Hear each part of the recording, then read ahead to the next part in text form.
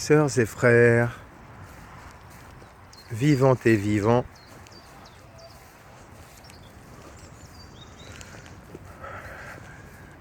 je souhaite vous parler de la chaîne Juste et Véritable que nous essayons de mettre en place.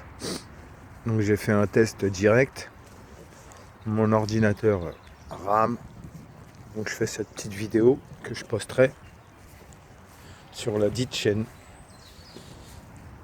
Dédicace à Julito, Justache, Coco, Rebelle, Seba, Néo, Darmat et ceux qui intégreront bientôt, parce que je sens que ça peut parler à beaucoup et peut-être même rassembler davantage. Voilà.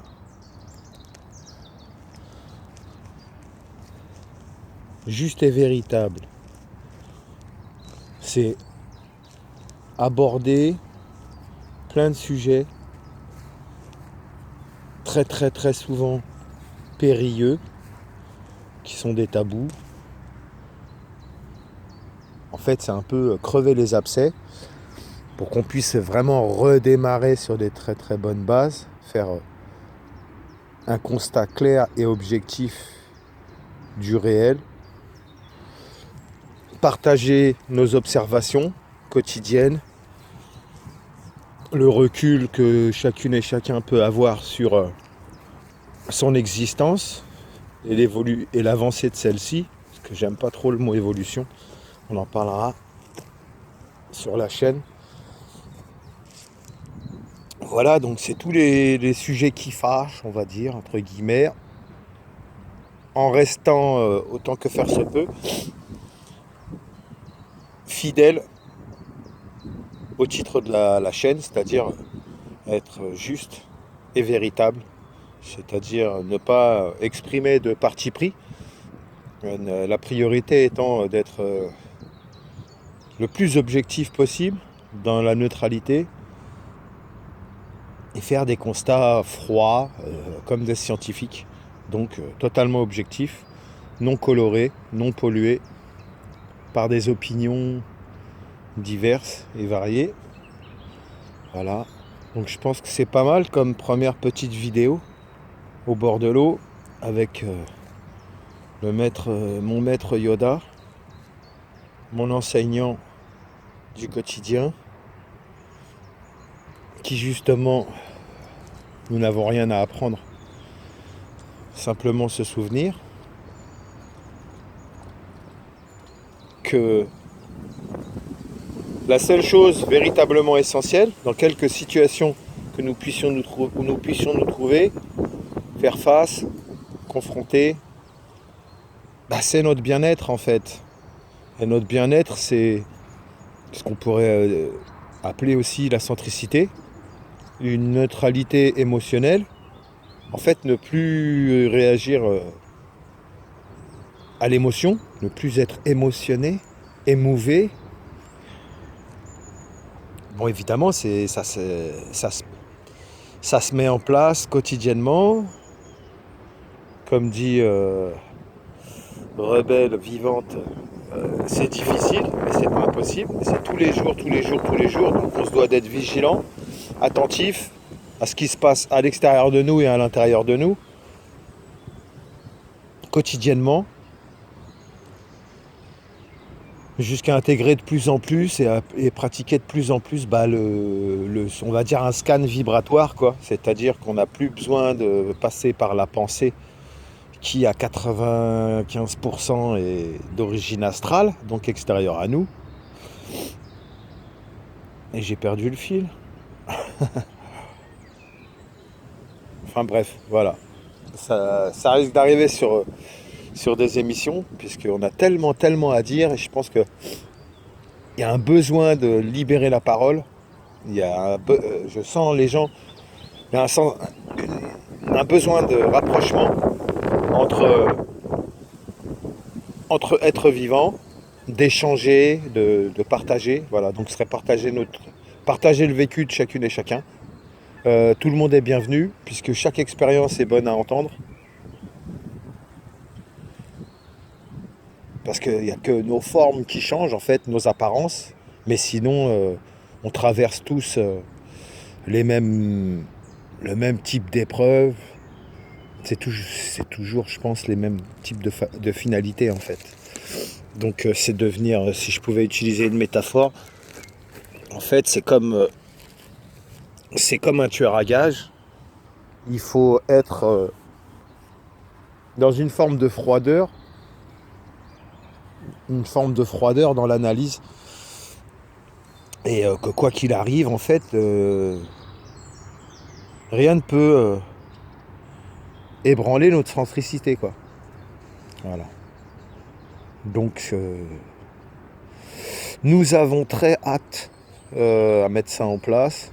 Je vais faire en sorte que les prochains tests de streaming fonctionnent, soient fiables, tout ça. Parce que nous sommes quelques-unes et quelques-uns à ressentir ce profond besoin de partager ce que nous savons. Et ce que nous savons, en fait, les autres le savent. Et il n'y a qu'en échangeant entre nous que nous réaliserons que finalement, nous avons toutes et tous le même savoir. Donc, ça exclut de fait toute tentative d'imposer une autorité autoproclamée et qui serait soi-disant supérieure ou mieux avisée que nous. Soit seul sait, nous semblons être arrivés à cette étape où nous devons nous en référer qu'à nous-mêmes. Plus aucune autorité extérieure. Nous sommes l'autorité, nous sommes le vivant, nous sommes énergie. Et c'est quelque chose auquel il faut se familiariser au plus tôt. Car à terme, nous allons, je pense, parler de moins en moins, puisque nous allons comprendre de plus en plus, par cette espèce de scan vibratoire, nous allons comprendre de plus en plus rapidement, sans passer par un processus d'analyse, de réflexion. Ce sera de plus en plus immédiat. D'immédiat, instantané, et quand ça nous apparaîtra, nous sommes appelés à ne plus mettre en doute, à se rendre compte que la première chose qui nous vient à l'esprit, c'est la bonne. Si notre esprit n'est pas tourmenté par des pensées astrales qui cherchent à nous dévier de notre centre de gravité. Voilà, on va faire court parce que là il y a déjà 8 minutes 26, ça fait pas mal quand même. Donc je me présente, Bruno de Montfermeil, c'est un clin d'œil à Bernard de Montréal. Voilà. Donc peut-être première émission, l'essentialité, à quel point l'essentialité, on va dire, on s'en fout, hein, l'essentialité du bien-être. L'essentialité du bien-être qui nous permet d'être dans notre centre de gravité. Et quoi qu'il arrive, quelles que soient les informations diffusées ou les comportements autour de nous, nous devons rester sereins, quoi, j'ai envie de dire. Ça génère rien en nous. En fait, on n'a pas d'opinion, on n'en pense rien parce qu'on ne veut plus penser. Nous avons compris que nous ne voulons plus penser, parce que penser, en fait, à part nous tourmenter, ça ne sert pas à grand chose. Ça profite à d'autres, mais pas à l'être vivant. Et tout ce qui contribue à un apport pour ce bien-être, en l'occurrence, Maître Yoda et moi-même, c'est tous les jours, notre ordonnance, c'est ça, tous les jours au bord du plan d'eau. On s'emplit de l'énergie des dieux. Mais à terme, il faudra que nous ayons notre propre lieu à nous, pour que ces énergies qui nous emplissent fassent partie intégrante de nous, en fait. C'est peut-être ça, se fondre dans le paysage, en fait. Donc voilà, le bien-être, le bien-être, le bien-être, le bien-être. C'est s'affranchir de la mémoire, mais je sens que pour s'affranchir de la mémoire, la première des choses, c'est chercher à en avoir la compréhension, et que la mémoire reste présente dans notre mental, tant que nous n'avons pas la compréhension des événements qui se sont produits et le pourquoi, sans pour autant avoir l'intégralité des tenants et des aboutissants, mais au moins avoir compris l'essence des événements, tout ça. Voilà. Et après, visiblement, la mémoire n'a plus lieu d'être, puisque on utilise le passé très souvent pour se référer. Vous voyez. Donc plus besoin des souvenirs, plus de ces choses-là. C'est simplement être dans l'instant et prendre conscience de sa conscience, justement, de cet état de conscience, s'interroger intérieurement, comment ça va, comment tu te sens, ne plus s'inquiéter, parce que les inquiétudes, bon, c'est souvent amorcé par des pensées qui viennent de l'astral, donc qui sont là pour nous déstabiliser, pour nous faire, nous soyons en périphérie de nous-mêmes, donc plus ancrés dans notre centre de gravité. Donc en fait, c'est une des premières étapes, ce serait vraiment la pensée. Observer ce phénomène de ces pensées qui ne sont pas nôtres, qui sont des agents extérieurs, qui viennent nous perturber, tenter de nous modeler, nous façonner, nous aller dans des directions qui ne sont favorables qu'à ces entités. Juste et véritable. Juste et véritable. Car celui qui est juste et véritable est de fait légitime. Légitime dans tout ce qu'il fait. Et fera. Donc je vous parle et vous dis comme ça sort, en fait. Parce que j'ai rien prévu du tout, ça m'est venu comme ça. Tiens, pourquoi tu ferais pas une petite vidéo comme ça, tu la postes, au moins ça commence, que ça s'amorce, et puis après voir les problèmes techniques pour qu'on puisse faire des jolis petits lives où les gens peuvent monter pour partager. Voilà. Alors moi j'ai compris ça, moi j'ai observé ça, et puis ça s'affine. On affine ça ensemble, et puis voilà, partager nos perceptions, toutes ces choses-là.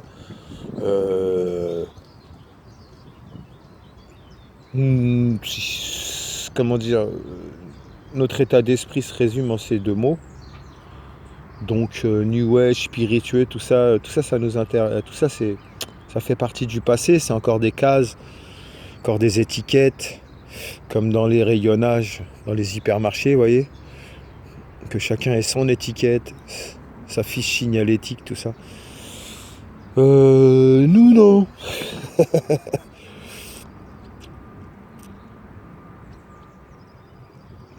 Vous le sentez? Je suis pas en train de dire que ce qui se passe là, ce que nous on fait au quotidien, serait bon pour tout le monde. Je vous partage simplement mes méthodes à moi, mes petites méthodes, coriandre, voilà. Ça coûte 0 €. Ça coûte un petit peu de carburant pour se déplacer, mais c'est tout. Mais le bienfait qui en ressort, et surtout actuellement que c'est extrêmement difficile. Le contexte est extrêmement difficile psychologiquement. Donc on a tout intérêt. Quand on voit que c'est panique autour ou que les gens partent en freestyle et que ça bug et tout ça, à plus forte raison, qu'est-ce qui nous maintiendra loin de ces basses fréquences? Ce sera notre bien-être. Comme si nous étions hermétiques. Voilà. Comme un parapluie qui fait que rien ne peut nous atteindre, en fait. Mais ça se travaille, ça se travaille et ça se travaille, parce que de toute façon, ce sera jusqu'à notre dernier souffle. Mais à présent, avancer en conscience, mettre en pratique ce qu'on comprend et voir que ce qu'on met en pratique s'avère être judicieux. C'est ça en fait, c'est ça qu'il faut faire. Mais chacun est rappelé vers lui-même. On doit reprendre possession de nous, on doit devenir notre référent, ça n'empêche pas de demander des conseils autour de soi, mais on doit être c'est nous qui devons donner vers la conclusion finale. Voilà. Donc il faut s'ouvrir à tout, s'interdire rien. Et puis, comme tout est en mouvement, trouver cette frontière cette juste frontière entre l'absence de doute et le commencement d'une certitude. Mais c'est infime. C'est infime. Faut pas être dans la certitude. Le savoir, c'est pas une certitude en fait. J'ai l'impression qu'une certitude, ça se construit, tandis que le savoir, c'est instantané. C'est une évidence de fait qui s'impose à elle-même, qui s'impose à nous-mêmes intérieurement. Voilà. Donc trouver la juste frontière entre l'absence de doute. Enfin, l'absence de doute, ouais, l'absence de doute, de toute façon, ça ne peut que s'affiner. Parce qu'on part de loin. On part de loin. Moi, je suis bientôt demi-centenaire. Donc, voilà. Enfin, bref. Vous me connaissez, je parle beaucoup. Donc, je vous laisse sur ces images de tranquillité d'esprit. Observez Maître Yoda. Lui a la maîtrise. Et moi, je suis son petit scarabée, son padawan. Prenez soin de vous.